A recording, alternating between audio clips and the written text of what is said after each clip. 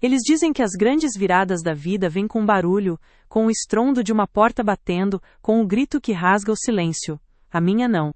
A minha vida, o meu mundo, a mulher que eu pensava ser, tudo ruiu numa terça-feira cinzenta, no silêncio ensurdecedor de uma tela de celular que se acendeu sobre a mesa da cozinha. A história que eu vou contar não é sobre o fim de um casamento. É sobre o nascimento de uma mulher que eu nem sabia que existia, uma mulher que precisou ser quebrada para se refazer. É sobre a verdade que ele achou que eu nunca descobriria, e a liberdade que essa verdade, por mais dolorosa que fosse, me deu. Eu vivia no que eu chamava de o auge da minha vida perfeita. Olhando para trás, a palavra perfeita parece uma piada cruel, mas na época era o meu evangelho. Eu era a esposa, a parceira, a cúmplice. A metade de um nós, que eu jurava ser inabalável, esculpido em granito. Nossa vida era uma sinfonia bem ensaiada de normalidade. O café da manhã juntos, as mensagens durante o dia, os planos para o fim de semana, as férias de verão que se repetiam com a precisão de um relógio. Eu era a maestrina dessa orquestra, garantindo que cada nota soasse em perfeita harmonia. Lembro-me de como eu amava cuidar da nossa casa, do nosso ninho. Cada almofada no sofá, cada livro na estante, cada tempero na cozinha, era uma declaração do meu amor, do meu cuidado.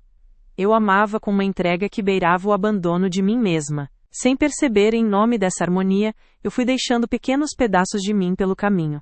A aula de dança que eu amava, mas que não se encaixava na nossa rotina. O livro que eu queria ler, mas que ele achava bobagem. A amiga que eu via cada vez menos porque ele não gostava muito dela.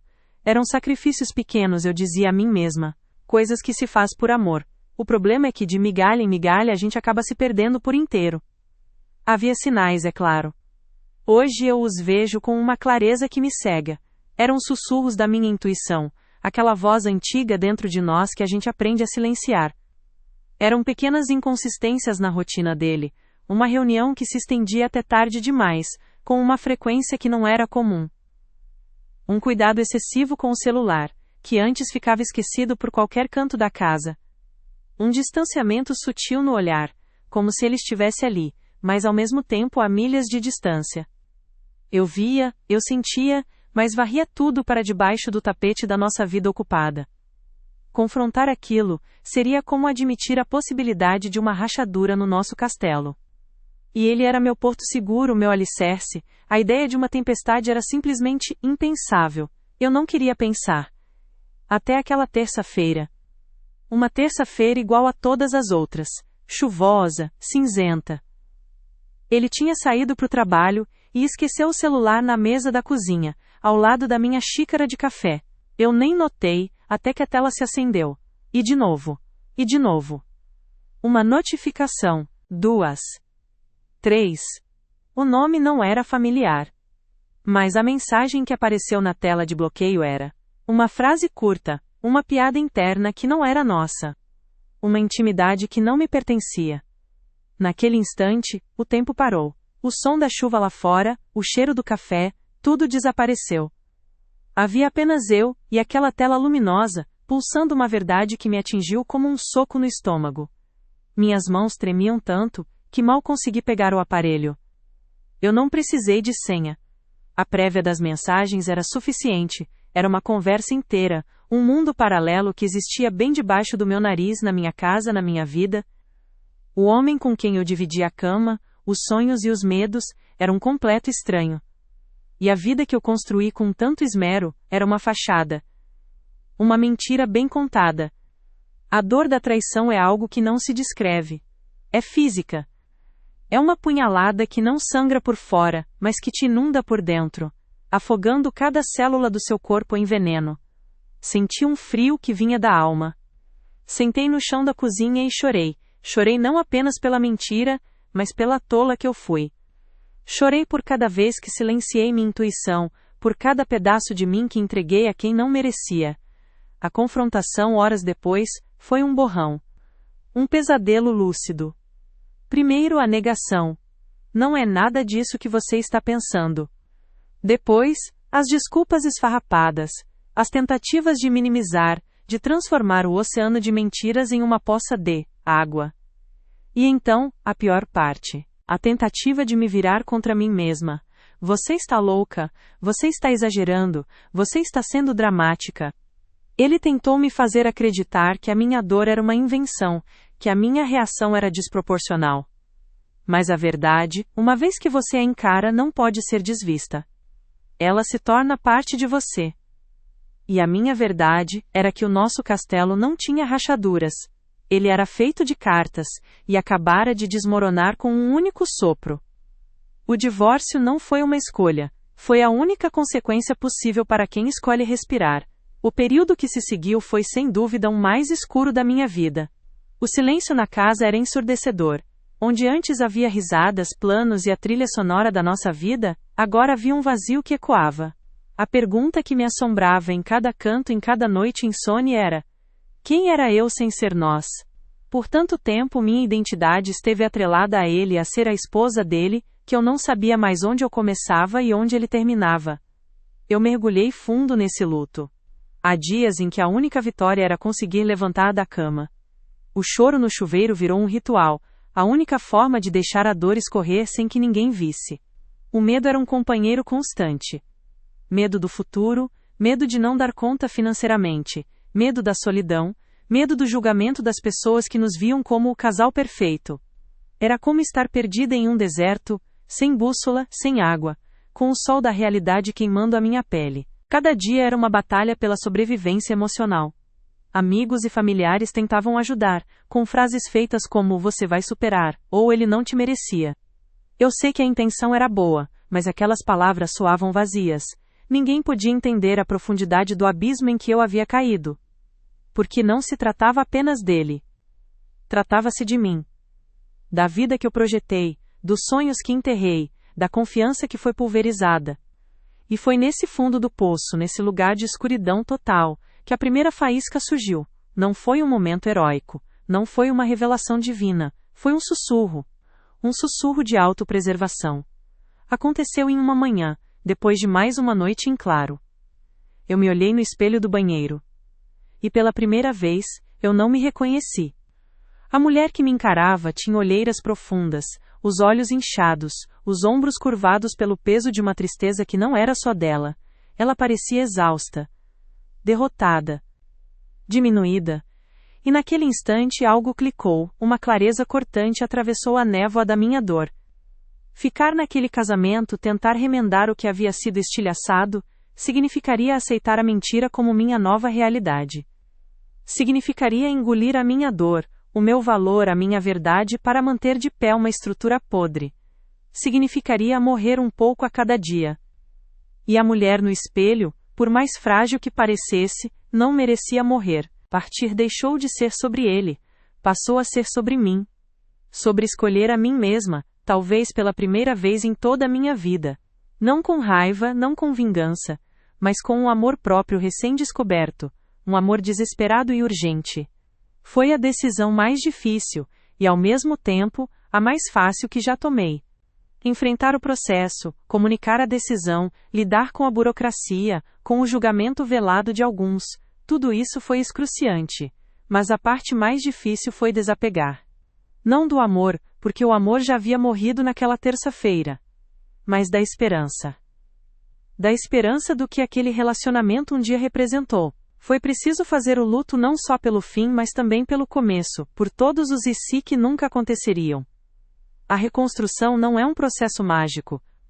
Não é como nos filmes, onde uma nova cor de cabelo e uma viagem resolvem tudo. É um trabalho de formiga. É lento, é doloroso e, muitas vezes, solitário. A fase final da minha jornada foi exatamente isso, a crônica da minha reconstrução, tijolo por tijolo, a partir das cinzas. Começou com as caixas. Empacotar uma vida inteira é uma terapia brutal. Cada objeto que eu pegava trazia uma memória. A caneca que compramos na nossa primeira viagem, as fotos do casamento, os presentes de aniversário. Em cada caixa, eu não guardava apenas objetos. Eu guardava pedaços de uma vida que eu estava conscientemente escolhendo deixar para trás. Chorei muito. Mas a cada caixa fechada e etiquetada, eu senti um peso saindo dos meus ombros. Eu não estava fugindo. Eu estava me libertando. Depois de me mudar para um apartamento menor, só meu, o silêncio que antes me apavorava começou a se transformar, primeiro em paz, depois em oportunidade. Comecei timidamente a redescobrir os pequenos prazeres que eu havia abandonado. Voltei a ouvir as músicas que ele não gostava, em volume máximo, e dancei sozinha na sala. Marquei aquela viagem que eu sempre adiava porque não era a hora. Liguei para aquela amiga que eu havia negligenciado e pedi perdão. Pequenos atos de resgate. Eu estava resgatando a mim mesma. A jornada de volta para casa para dentro de mim foi pavimentada com terapia, com longas caminhadas sem rumo, com cadernos e mais cadernos preenchidos com meus pensamentos. Aprendi a ser minha própria companhia, descobri que eu adorava ir ao cinema sozinha, que eu gostava de experimentar restaurantes novos sem precisar da aprovação de ninguém. Aprendi a sentar em um café e simplesmente observar o mundo, sem a necessidade de preencher o silêncio. E lentamente, eu comecei a amar a mulher que eu estava me tornando. A dor da traição, com o tempo, foi se transformando. A raiva deu lugar à compreensão, não a ele, mas ao processo. A tristeza deu lugar a uma estranha e profunda gratidão. Aquela mentira não me destruiu. Ela me quebrou, sim. Me quebrou em 1000 pedaços. Mas foi justamente por estar em pedaços que eu pude me refazer. Pude olhar para cada caco, decidir quais valiam a pena manter e quais eu deveria descartar. E me remontei, peça por peça, não como eu era antes, mas como eu deveria ser, mais forte, mais consciente, mais autêntica, mais inteira. Hoje, a mulher que conta essa história não se vê como uma vítima. Eu sou a arquiteta da minha própria felicidade, sou dona do meu tempo, das minhas escolhas, da minha paz. A força que eu encontrei não veio de um novo amor, não veio de uma vingança bem-sucedida, veio das cinzas daquele casamento. Veio da coragem de olhar para a verdade mais dolorosa e, em vez de fugir, caminhar através dela. Ele achou que eu nunca descobriria a mentira que ele escondia. E, no fim das contas, ele estava certo de uma coisa: eu nunca descobriria. Não a mentira dele. Eu nunca descobriria a mulher que eu era capaz de ser se não fosse por ela. Ao descobrir a sua verdade, eu não o perdi. Eu me encontrei. E essa descoberta, essa libertação, essa jornada de volta para mim mesma, essa é a maior e mais bonita história de amor que eu já vivi. Para entender a ruína, é preciso visitar a construção. É preciso voltar ao dia em que a primeira pedra foi colocada, com a promessa de um edifício que duraria para sempre. É irônico e doloroso pensar nisso agora. Mas a memória insiste em me levar para lá, para o começo de tudo. Nós nos conhecemos numa festa. Daquelas em apartamentos de amigos, onde a música é alta demais e o espaço é pequeno demais para a quantidade de gente. Eu nunca fui muito boa nesse tipo de ambiente. Sempre me senti um pouco deslocada, como se eu fosse a única pessoa que não tinha recebido o manual de instruções sobre como ser descolada e sociável. Eu estava encostada numa parede, segurando um copo com uma bebida que eu nem gostava, apenas para ter algo para fazer com as mãos, observando o caos feliz ao meu redor. E então, eu o vi, do outro lado da sala. Ele não era o homem mais alto, nem o mais bonito de um jeito clássico, mas ele ria, e a risada dele era diferente. Não era uma risada contida, educada, era uma gargalhada honesta, que vinha do fundo da alma e parecia contagiar quem estava por perto. Ele estava no centro de uma roda de amigos, contando uma história, e por um instante, seu olhar cruzou com o meu. A gargalhada se transformou num sorriso, um sorriso direcionado, que parecia dizer: eu te vi. Minha primeira impressão foi essa: ele via as pessoas. Em um lugar onde todo mundo parecia estar gritando para ser notado, ele tinha a calma de quem sabia observar. Ele se desculpou com os amigos e atravessou a sala lotada, vindo na minha direção. O barulho da música, as conversas paralelas, tudo pareceu diminuir de volume quando ele parou na minha frente e disse: "Você parece tão perdida quanto eu me sentia quando cheguei aqui." E eu sorri, um sorriso de verdade pela primeira vez naquela noite. Naquela época, ele era solar, era a melhor palavra para descrevê-lo. Tinha uma energia que atraía as pessoas. Era inteligente, mas sem ser arrogante. Tinha planos, ambições, mas falava deles com uma leveza, como se o sucesso fosse uma consequência natural da alegria de viver, e não uma meta desesperada. O que mais me atraiu, no entanto, foi a forma como ele me escutava. Ele fazia perguntas. Ele se inclinava para ouvir minhas respostas, mesmo com a música pulsando ao nosso redor. Naquela noite, naquele apartamento barulhento, eu me senti a pessoa mais interessante do mundo. Ele me fez sentir vista e segura. Lembro de um momento, algumas semanas depois do nosso primeiro encontro, que para mim selou tudo. Era um sábado à noite. Não tínhamos dinheiro para um restaurante caro, então ele teve a ideia de um piquenique noturno. Pegamos uma toalha xadrez velha, uma garrafa de vinho barato, e montamos sanduíches na cozinha minúscula do apartamento dele. Dirigimos até uma colina que tinha uma vista para as luzes da cidade. Não havia mais ninguém ali. Apenas nós, o céu estrelado e o brilho distante da cidade que parecia um tapete de diamantes. Sentados naquela toalha, com o vento frio da noite, nós não falamos sobre o tempo ou sobre trabalho. Falamos sobre nossos medos de infância, sobre os sonhos que tínhamos vergonha de contar para os outros. Eu contei a ele sobre o meu desejo secreto de aprender a velejar, e ele não riu. Ele me olhou com uma seriedade doce e disse: "Um dia nós vamos comprar um barco." Naquele momento, deitado na grama olhando para as estrelas, ele pegou a minha mão. A mão dele era quente, firme. Ele não precisou dizer "eu te amo." Eu senti na forma como ele entrelaçou seus dedos nos meus. Senti na forma como ele me olhou, com uma admiração que me fez sentir bonita de dentro para fora. Ali, sob aquele céu imenso, eu tive a certeza mais absoluta da minha vida. Eu havia encontrado meu porto seguro. Aquele momento não era só um encontro. Parecia uma promessa. A promessa de um futuro feliz, construído sobre a base sólida daquela cumplicidade, daquele cuidado. A promessa de que, com ele, eu nunca mais me sentiria perdida. A promessa daquela noite na colina não demorou a se tornar um alicerce. A transição do namoro para o casamento foi tão natural quanto o nascer do sol. Não houve um momento de dúvida, uma pausa para reconsiderar. Era como seguir o curso de um rio que sabia exatamente para onde estava indo, para o mar de uma vida a dois. Nós éramos inevitáveis. O pedido não aconteceu em um restaurante chique com um violinista ao fundo, nem em uma viagem espetacular. Aconteceu no nosso primeiro apartamento, um lugar tão pequeno que a gente conseguia se tocar de qualquer cômodo. Era uma noite de sábado, chuvosa, e estávamos montando um armário de segunda mão que havíamos comprado. Estávamos sujos de poeira, frustrados com as instruções confusas e rindo do nosso completo desastre como montadores de móveis. No meio do caos, com parafusos espalhados pelo chão, ele parou. Limpou uma mancha de graxa da minha bochecha com um polegar, me olhou com aquela mesma intensidade da primeira noite e disse: "Eu quero que todos os meus dias sejam exatamente assim.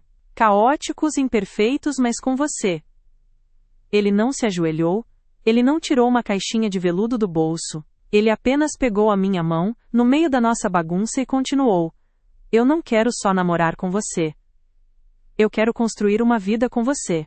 Quero montar armários, discutir sobre a cor da parede, planejar as férias e reclamar das contas.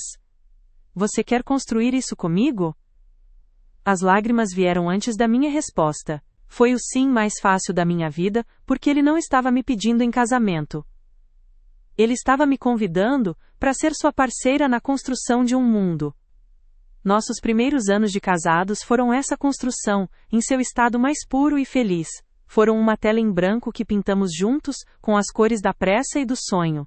Lembro da alegria de escolher nosso primeiro sofá, da guerra de travesseiros na nossa cama nova, das noites em que ficávamos até tarde na mesa da cozinha, com uma planilha aberta, planejando nosso futuro. Queríamos uma casa com um pequeno jardim, 2 filhos e um cachorro chamado Tempestade, uma piada nossa sobre como nos conhecemos. Queríamos viajar o mundo, não para hotéis de luxo, mas para lugares onde pudéssemos nos perder e nos encontrar. Cada sonho era um tijolo que assentávamos juntos, com a argamassa da cumplicidade. Havia uma leveza naqueles dias. Uma certeza de que, não importava o quão difícil fosse a jornada, nós tínhamos um ao outro. E isso bastava. Ele era meu maior incentivador, e eu, a guardiã dos sonhos dele. Éramos uma equipe, um time que jogava sempre do mesmo lado, e nós éramos felizes.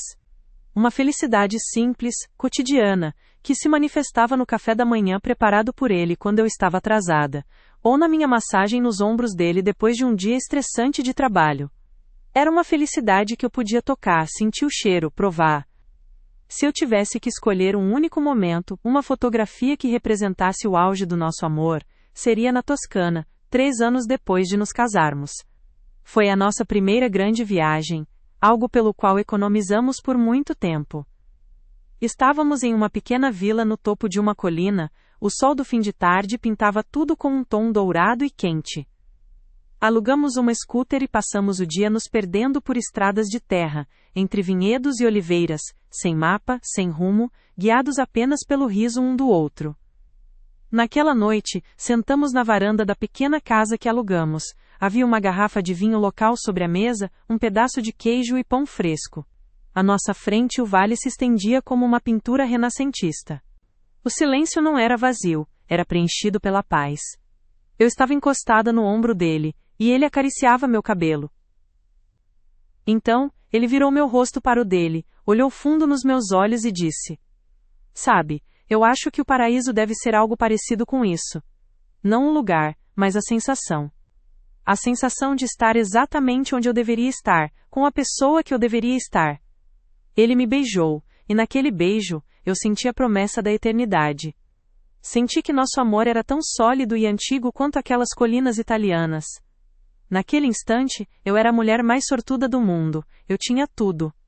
Um parceiro, um amigo, um amante. Um futuro brilhante e um presente perfeito. Era o nosso apogeu. O cume da montanha de onde eu jamais imaginei que pudesse cair. E talvez, seja por isso que a queda tenha sido tão devastadora. Porque do topo, a gente não consegue ver as rachaduras que se formam na base. A gente só enxerga a vista deslumbrante acreditando, com toda a força da alma, que ela vai durar para sempre. A queda não acontece de uma vez. Ninguém tropeça no topo de uma montanha, e cai direto no abismo. A queda é uma sucessão de pequenos deslizes, de passos em falso que a gente mal percebe. Começa com uma pedra solta, um desequilíbrio sutil. Quando você finalmente se dá conta, já está em queda livre. A nossa queda começou depois da Toscana. Depois do nosso apogeu. Olhando para trás, vejo que foi ali, naquele paraíso dourado, que a semente da complacência foi plantada. Atingimos um nível de felicidade e segurança tão grande que passamos a acreditar que era autossustentável, que não precisava mais ser regada, cuidada.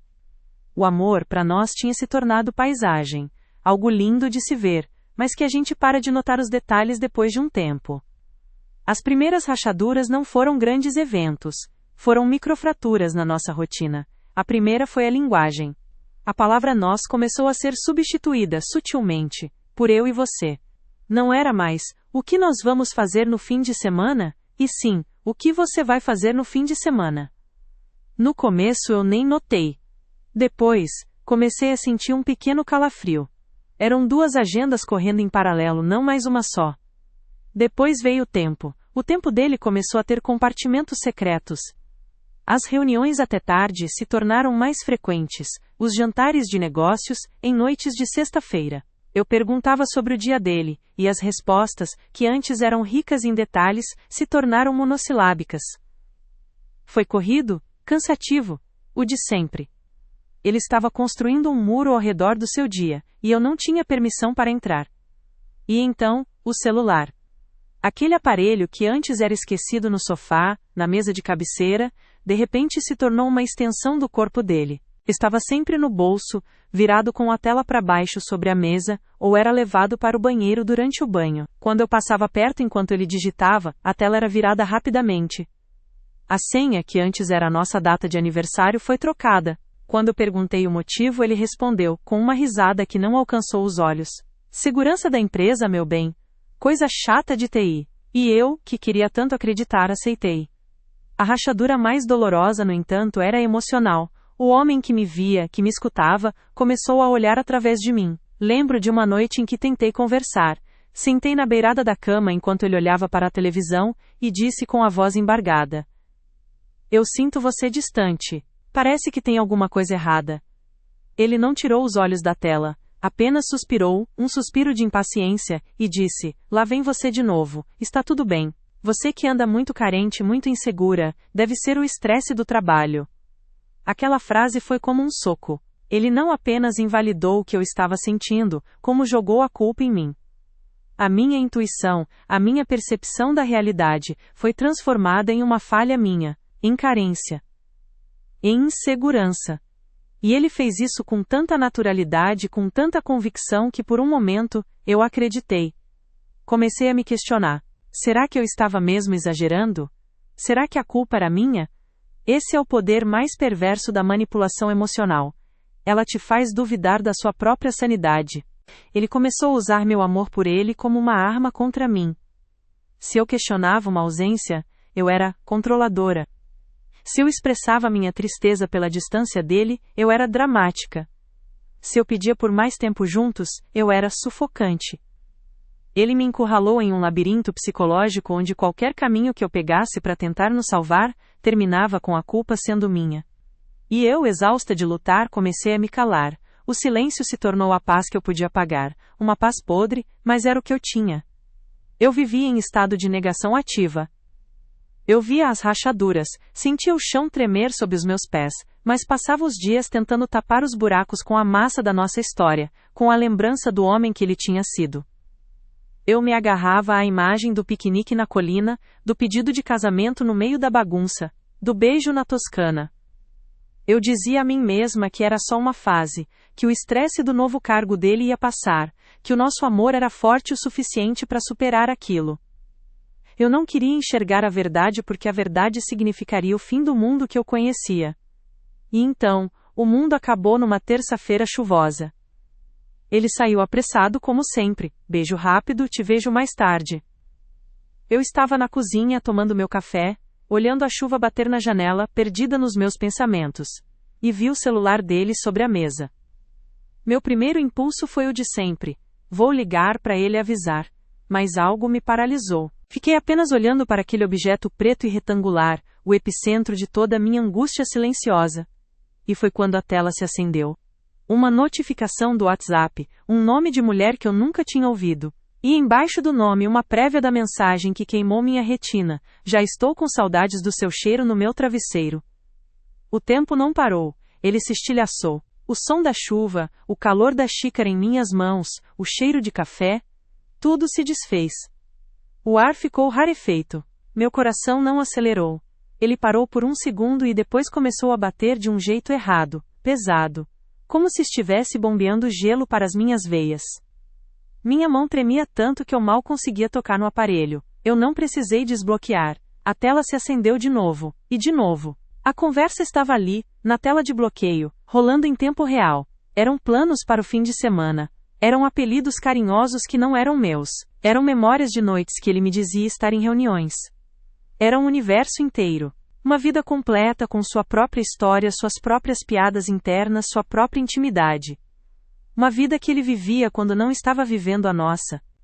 Eu não gritei. Eu não quebrei nada. Eu deslizei pela parede da cozinha até sentar no chão frio.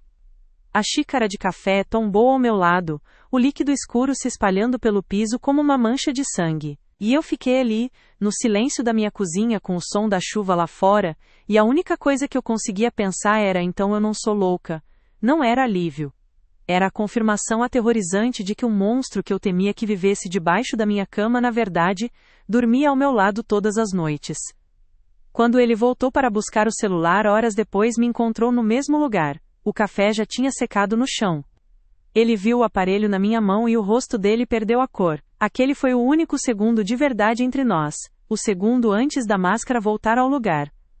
A negação foi a primeira arma dele. Não é nada disso, é uma colega de trabalho, ela é meio sem noção, você está interpretando tudo errado. Ele tentou me convencer de que meus olhos mentiam. Quando mostrei as mensagens, ele mudou de tática. A minimização. Foi um erro. Uma fraqueza. Não significou nada. É você que eu amo. Ele tentou transformar um furacão em uma garoa, um câncer em um resfriado. Mas a parte final, a mais cruel, foi quando ele me atacou. Vendo que as outras táticas não funcionavam, ele se voltou contra mim, com um veneno nos olhos que eu nunca tinha visto. Você não tinha o direito de mexer no meu celular. A culpa é sua. Com essa sua desconfiança, com essa sua insegurança, você me empurrou para isso. Você está sendo histérica. dramática. Naquele momento, enquanto ele gritava que eu era louca por ter descoberto a verdade, eu o vi pela primeira vez. Não o homem por quem eu me apaixonei, não o meu parceiro, mas um estranho. Um covarde que, pego em sua mentira, preferia me quebrar em pedaços a admitir a própria falha. E ali, sentada no chão da nossa cozinha, cercada pelos destroços da minha vida, eu entendi. As rachaduras não eram falhas na estrutura do nosso castelo. O nosso castelo nunca existiu, era uma miragem, e ela tinha acabado de desaparecer. A gritaria cessou. O veneno que ele cuspiu em mim ficou pairando no ar, denso e tóxico. A casa que um dia foi meu santuário, agora parecia uma cena de crime. Ele ficou em pé no meio da sala, o peito subindo e descendo, não de remorso, mas de raiva por ter sido descoberto. Eu continuei no chão da cozinha, o corpo doendo, mas a mente estranhamente lúcida. A névoa da confusão e da dor tinha se dissipado, e no lugar dela, havia uma clareza fria e cortante. Eu o observei. Observei o homem que, minutos antes, tinha tentado me convencer de que eu era a culpada, a louca, a histérica. E então, ele fez a coisa que selou nosso destino para sempre. Ele passou a mão pelo cabelo, ajeitou a camisa, respirou fundo como se estivesse se livrando de um aborrecimento, e sem me olhar, caminhou até a geladeira. Abriu a porta, o brilho da luz interna iluminando seu rosto impassível, e perguntou: "O que tem para jantar?" Aquela pergunta, tão banal, tão monstruosa. Naquele instante eu entendi que ele não via o que tinha feito. Ele não via a mulher destruída no chão da cozinha. Ele não via os escombros do nosso casamento ao redor dele. Para ele, aquilo tinha sido apenas uma discussão desagradável, um contratempo. Ele acreditava que depois da tempestade de gritos, a vida voltaria ao normal. Que eu me levantaria, enxugaria as lágrimas e prepararia o jantar, que eu engoliria a sua traição, a sua mentira, a sua crueldade, e continuaria a servir o meu papel na farsa dele. Essa foi a gota de água, não foi a mentira. Foi a presunção dele de que eu continuaria a vivê-la com ele. Levantei-me, devagar. Meus joelhos estalaram, senti o sangue voltar a circular nas minhas pernas. Caminhei até a sala, onde ele agora folheava a correspondência sobre a mesa, como se nada tivesse acontecido. Parei na frente dele. Ele ergueu os olhos, um lampejo de irritação no rosto, como se eu estivesse o interrompendo. Eu não gritei, eu não chorei. Minha voz saiu firme, baixa, e mais minha do que nunca. Eu quero o divórcio. A palavra pairou no ar entre nós, sólida, irrefutável. Ele piscou. 1, 2 vezes. Um sorriso de escárnio brotou em seus lábios. Ah, para com isso. Não seja dramática, nós vamos superar isso. Ele tentou tocar meu braço, mas eu recuei como se ele fosse fogo. O sorriso dele desapareceu. A realidade começou a penetrar sua armadura de arrogância. Você não está falando sério, ele disse, a voz agora um pouco menos segura. Eu nunca falei tão sério em toda a minha vida, respondi. Acabou. A reação dele foi um manual de manipulação. Primeiro a falsa conciliação. Meu amor, vamos conversar, foi um erro estúpido, eu te amo. Quando viu que não funcionava, veio a ameaça velada. Você não vai conseguir viver sem mim. Você não tem ideia de como o mundo é lá fora. E por fim a raiva. Ótimo, faça o que você quiser, mas você vai se arrepender disso. Naquela noite, eu não dormi na nossa cama. Joguei algumas roupas numa mala, e fui para casa daquela amiga que ele nunca gostou. A mesma amiga que me acolheu sem fazer perguntas, apenas me entregou uma xícara de chá quente e um cobertor. Os dias seguintes foram um borrão surreal. Contar para os meus pais foi como arrancar um curativo de uma ferida aberta. A decepção na voz deles, o "mas vocês pareciam tão felizes", cada palavra era uma pequena facada. Alguns amigos incomuns se afastaram, desconfortáveis em tomar um lado. Outros me olhavam com pena, um olhar que me fazia sentir ainda menor. Eu estava navegando em um oceano de opiniões e palpites, enquanto tudo que eu queria era um bote salva-vidas. O processo de divórcio não foi amigável, foi uma guerra de atrito. Ele que no início disse faça o que você quiser, agora lutava por cada centavo, por cada objeto, não por necessidade, mas por punição. Ele queria me fazer pagar pela minha ousadia de querer ser livre. A casa que construímos juntos, o sofá que escolhemos, a coleção de discos que amávamos ouvir. Tudo virou munição no campo de batalha de um advogado. O momento mais difícil de todo o processo não foi em um tribunal, foi na nossa antiga casa meses depois quando fomos dividir os bens com a presença dos advogados. Era um dia de sol, ironicamente. A casa estava silenciosa, cheia de caixas de papelão. Andar por aqueles cômodos era como andar por um cemitério de memórias. Eu estava na sala, etiquetando uma caixa com os álbuns de fotografia quando ele entrou. Ele pegou o porta-retrato da nossa viagem à Toscana, aquele que ficava na estante. Ele olhou para a foto, para os nossos rostos sorridentes e bronzeados, e depois olhou para mim. Não havia raiva em seus olhos. Havia algo pior, um vazio. Ele colocou o porta-retrato na caixa dele, a caixa das coisas dele, como se aquele momento, aquela felicidade, tivesse pertencido apenas a ele. Naquele ato, ele não estava apenas pegando um objeto. Ele estava tentando roubar a minha história, reescrevê-la como se o meu amor nunca tivesse importado.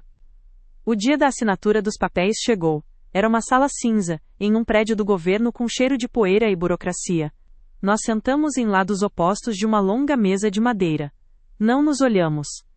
O oficial de justiça empurrou os papéis na minha direção, apontando com a caneta onde eu deveria assinar. Peguei a caneta.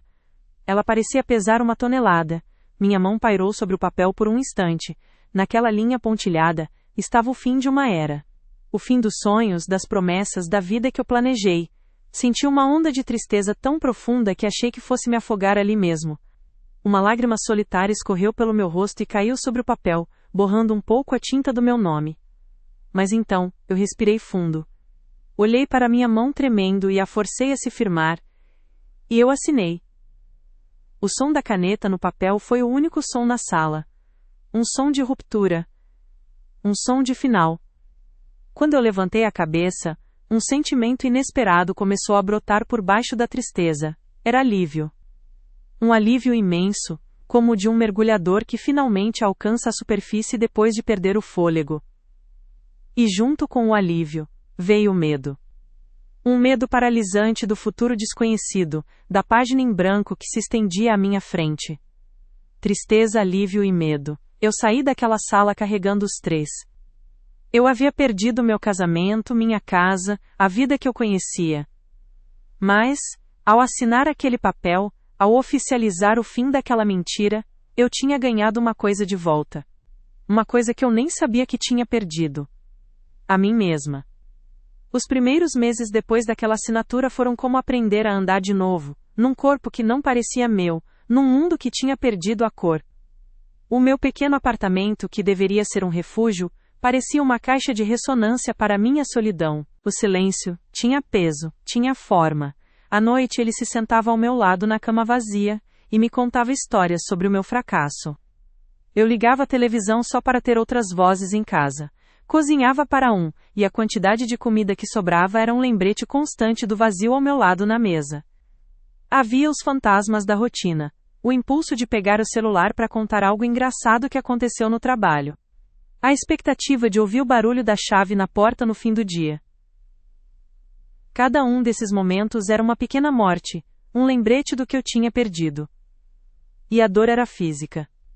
Uma pressão no peito, um nó na garganta que nunca se desfazia.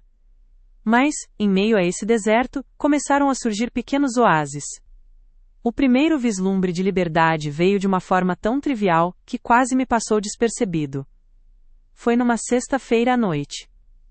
Eu estava no supermercado, parada em frente à prateleira de massas, e me dei conta de que eu podia comprar o que eu quisesse.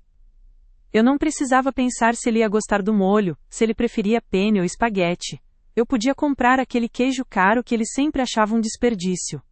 Eu podia fazer um jantar inteiro só para mim, com as minhas coisas favoritas. Naquela noite comi macarrão com gorgonzola sentada no chão da sala, ouvindo uma playlist de músicas antigas e chorei. Mas pela primeira vez, não eram lágrimas só de tristeza.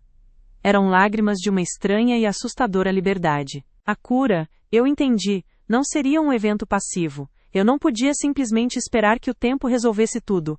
Eu precisava ser a protagonista da minha própria recuperação. O primeiro passo foi a terapia. Entrar naquele consultório pela primeira vez foi admitir que eu não dava conta sozinha.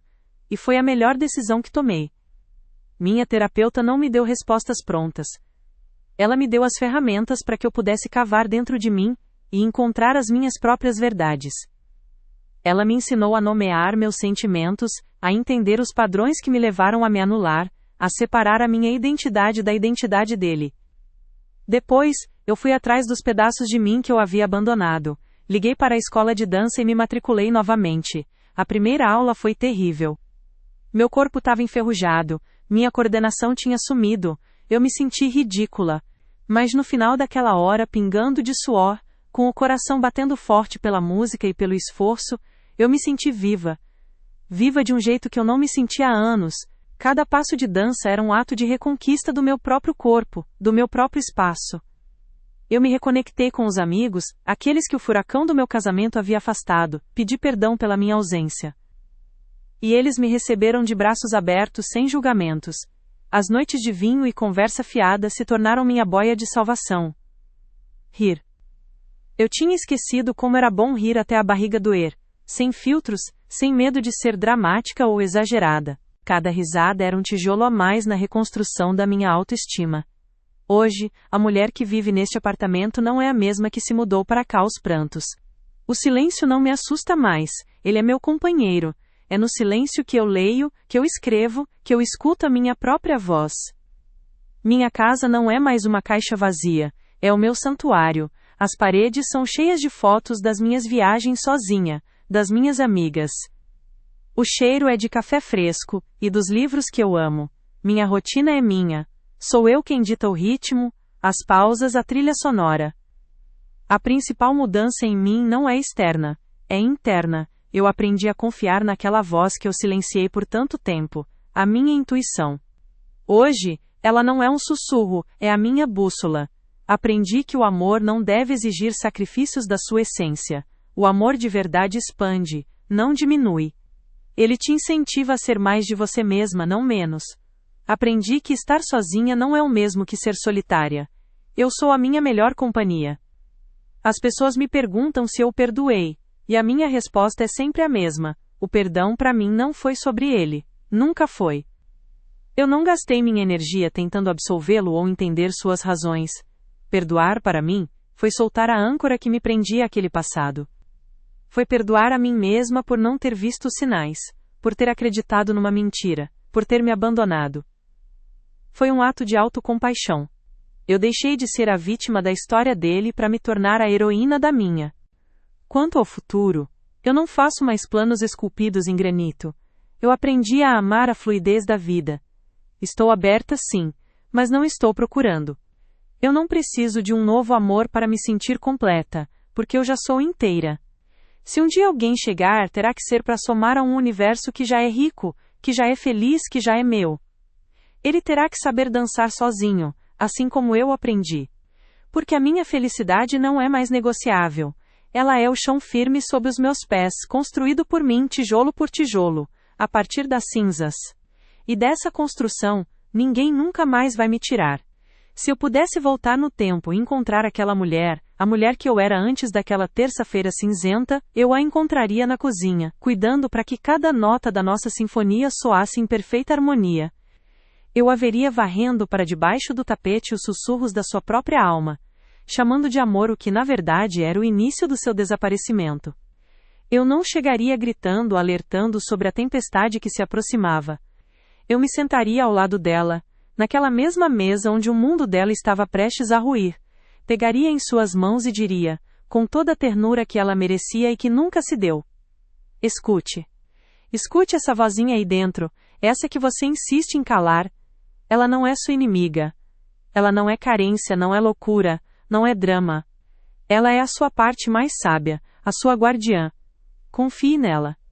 Eu diria a ela: cada pedacinho de você que você entrega para manter a paz, cada sonho que você engaveta, cada risada que você silencia, eles não desaparecem. Eles deixam um espaço vazio. E um dia, você vai precisar de cada um desses pedaços para se sentir inteira de novo. Não se perca tentando segurar alguém que já partiu, mesmo que o corpo dele ainda esteja aí. E por fim, eu olharia fundo nos olhos dela, os mesmos olhos que em breve estariam inchados de tanto chorar, e sussurraria a promessa mais importante: essa dor que está vindo, a dor que vai te rasgar ao meio e te jogar no chão, ela não vai te matar. Ela vai te acordar. Ela será a sua salvação. Você vai achar que é o seu fim, mas eu estou aqui, vinda do seu futuro, para te garantir o seu verdadeiro começo. E para você, que talvez esteja me ouvindo agora, sentada no chão da sua própria cozinha, com os destroços de uma vida ao seu redor, eu sei da sua dor. Eu sei do medo que te paralisa, da pergunta que ecoa no silêncio, e agora? A resposta não virá de uma vez, ela virá em fragmentos. Virá na primeira noite em que você dormir sem chorar. Virá na primeira risada genuína que escapar da sua boca. Virá no dia em que você se olhar no espelho e, em vez de ver uma vítima, enxergar uma sobrevivente. A sua jornada de volta para casa, para dentro de si mesma, não será uma linha reta. Haverá recaídas. Haverá dias em que a saudade do que foi, ou do que você pensou que era, vai doer como uma ferida aberta. Acolha esses dias. Acolha a sua tristeza. Mas não construa uma casa nela. Você é apenas uma visitante nesse lugar de dor, não uma moradora. Saiba que a força que você precisa não está em um novo relacionamento, não está na aprovação dos outros, não está em provar nada para ninguém. A força está em seus próprios pés, aprendendo a caminhar sozinhos de novo, está em suas próprias mãos, capazes de construir uma nova vida, tijolo por tijolo. A sua felicidade não foi roubada, ela apenas foi esquecida. E agora, você tem a oportunidade sagrada de redescobri-la. De se tornar a arquiteta do seu próprio contentamento. A mentira que te quebraram não define o seu valor, a verdade que você descobriu, por mais brutal que seja, é o seu poder. Use-a. Use-a para se libertar das correntes da expectativa, da culpa, do medo. Ele achou que, ao esconder a verdade, estava te protegendo. Mas o que ele realmente fez foi te subestimar. Ele não imaginava que, ao te mostrar a mentira dele, ele te daria o maior presente de todos, a chance de encontrar a sua própria verdade. E a minha verdade é esta: eu não sou a mulher que foi traída, eu sou a mulher que se levantou, eu não sou a metade de um casal que não deu certo. Eu sou a protagonista inteira da minha própria história de amor, a mais importante e duradoura que já vivi.